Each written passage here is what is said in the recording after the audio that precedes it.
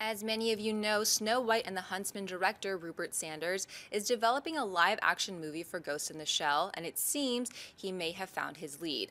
According to The Wrap, DreamWorks is now in talks to bring on the Wolf of Wall Street star Margot Robbie. John, buy or sell the idea of Margot Robbie in Ghost in the Shell? Actually, big buy. I was incredibly impressed with her in Wolf of Wall Street. And you know, it's one of those things where you see the trailers and the previews and think, okay, she's just the hot blonde and whatever. No, she's real damn good.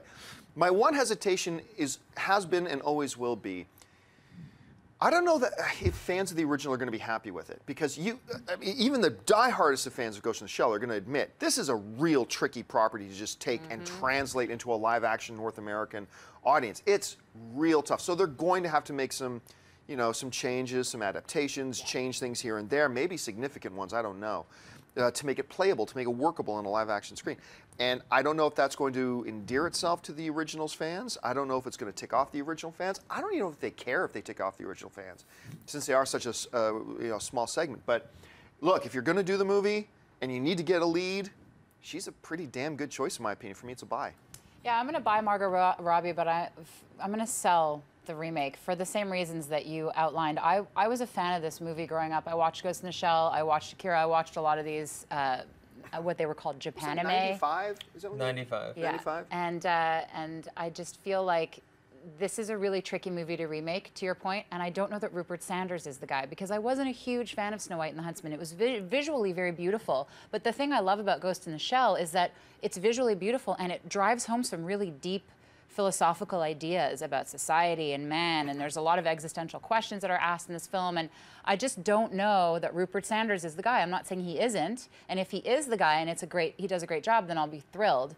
But I'm concerned about him as the director for this remake. Margot Robbie is actually, right now, the only thing I'm buying about this package, so we'll see. But we can't agree that Rupert Sanders probably picked a fantastic next mistress, right? Oh, is that too soon? Is that too soon? I'm sorry, Dennis, go ahead. I'm going to sell it. I like Margot Robbie, and I liked her in Wolf of Wall Street. I just haven't seen enough of her yet to say, okay, she's going to fit this role. And yeah, it is a smaller audience. I remember I read the manga and I read or watched the original animated film, but I think since then they've had a bunch of other animated series and stuff like that, so I don't know how the story or characters have changed since then, because they always kind of redo stuff. But from the original, I just don't get that vibe from her yet, and I'd like to see her in other stuff before she leads a property like this. And Rupert Sanders, yeah, I wasn't a huge fan of Snow White and the Huntsman either.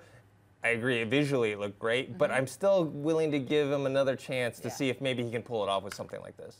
Hey everyone, if you liked this video, click that thumbs up button and make sure to subscribe to our AMC Movie News YouTube channel.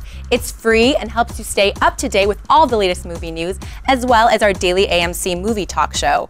Also, make sure that you follow us on Facebook and Twitter to stay up to date with all of our special promotions, contests, and prize giveaways.